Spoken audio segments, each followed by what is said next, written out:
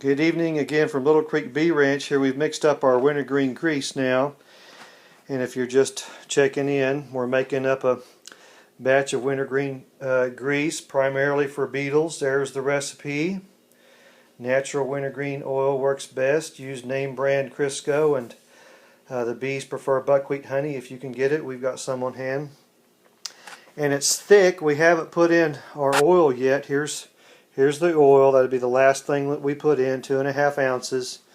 But my point in showing this to you is you have to work at mixing this up. Now, we heated up the jar of honey in the microwave to make it thin, so it kind of helps us soften the Crisco and get it mixed up. My point to you is do not cut this with more honey just to make it easier for you to turn. You're going to have to work this, and it takes a little bit of mustard in your arm, you know.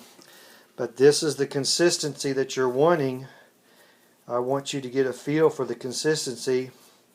It kind of looks bad, like bad dog food or something, but it's just the Crisco and the sugar and the honey, and we'll keep mixing this. This isn't done, but I wanted to show you what it looks like, and it's the consistency that I'm sensitive to because it stays packed up in the rabbets on either end.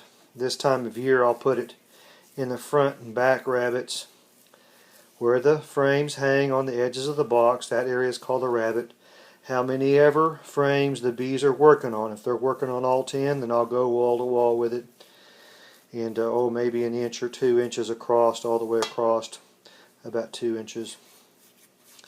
And it may smell a little strong to you, but I'm saying to you, we get calls from South Texas, from South Kansas, from Missouri about beetles. And if you have beetles, you got mites. You can mark it down. So I focus on the beetles. And this time of year, we're already seeing beetles. So we'll make up several batches of wintergreen grease.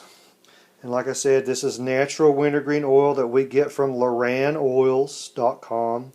You can contact them, ask them to put you on their wholesale list, and they've always been polite to do so. But we'll mix it up and put it in what old plastic ice cream gallon jug, and then a bucket, and then take it out fresh. We do want to make it fresh and deliver it the next day, so we want to get all this out there. It doesn't do any good sitting in the bucket for a week or 2 or 3 or 4. So mix it up really good.